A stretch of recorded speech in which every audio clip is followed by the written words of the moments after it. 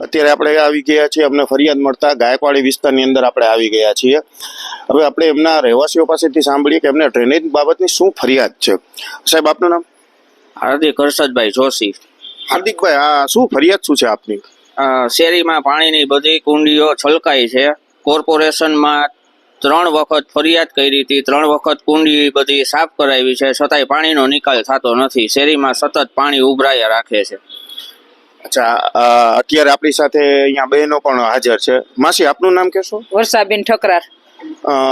માસી, આ અત્યારે આપણે શું ફરિયાદ શું છે ને આ કેટલા દિવસથી આ ફરિયાદ છે ને કેટલા સમય થયા છે? આ જેદીની બિલ્ડિંગ થઈ ને ત્યાં વખતથી આયલું આવે છે અને તે દિવસે પાણી ચાલુ જ છે, કોઈ બંધ નથી થયું. ચોમાસું હોય કે શિયાળો હોય, ગમે વાર હોય. માસી, આ બિલ્ડિંગ શાનું બન્યું છે? હોટલ છે, ઈ મને કોમર્શિયલ પોતાને છે? ખબર નથી. અમે પૂછવા જઈએ ને તો અમને ખબર નથી પડવા દેતા કે આ શું છે ઈ. બરોબર. હવે આ જે ફરિયાદ છે એના કારણે લોકોને કાંઈ માંદગી કે એવું કાંઈ થાય છે?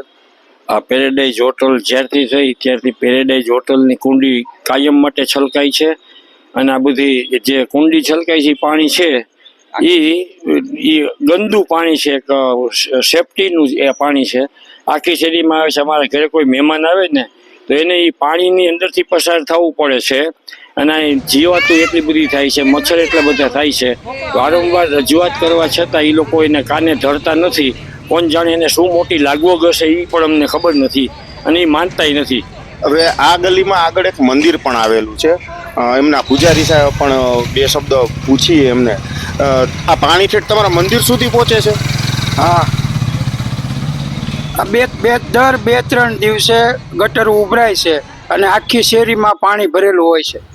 એટલે તમારે મંદિરમાં દર્શન કરવા આવે એમને પણ આ પગ એ લોકોને ગંદા પાણીમાં પગ મૂકીને આવવું પડે છે.